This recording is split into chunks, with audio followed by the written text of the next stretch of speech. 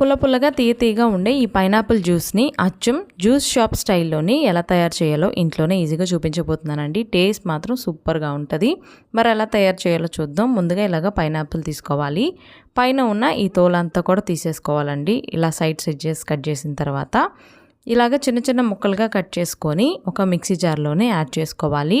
Add చేసి ఇందులోని honey వేస్తున్నానండి. మీరు ఈ ప్లేస్లో షుగర్ అయినా వేసుకోవచ్చు. అలాగే చిల్ వాటర్ని కూడా వేసేసుకొని బాగా బ్లెండ్ చేసేసుకోవాలి. ఎంత మెత్తగా బ్లెండ్ చేసుకుంటే జ్యూస్ అనేది చక్కగా వస్తుందన్నమాట. ఇప్పుడు ఇందులోంచి ఈ జ్యూస్ అంతా కూడా స్ట్రెయిన్ చేసుకోవాలి. ఇంకా స్ట్రెయిన్ చేసుకున్న తర్వాత ఒక గ్లాస్లో వేసుకొని సర్వ్ చేసుకోవడమేనండి.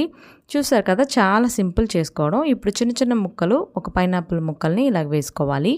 అంతే, ఎంతో ఈజీగా ఉండే పైనాపిల్ జ్యూస్ రెడీ అయిపోయింది. తప్పకుండా ఈసారి మీరు కూడా ట్రై చేయండి. అలాగే పైనాపిల్ కేసరి కూడా మన ఛానల్లో ఉంది, ట్రై చేయండి. లింక్ డిస్క్రిప్షన్లో ఇస్తానండి. అలాగే సబ్స్క్రైబ్ చేసుకోండి.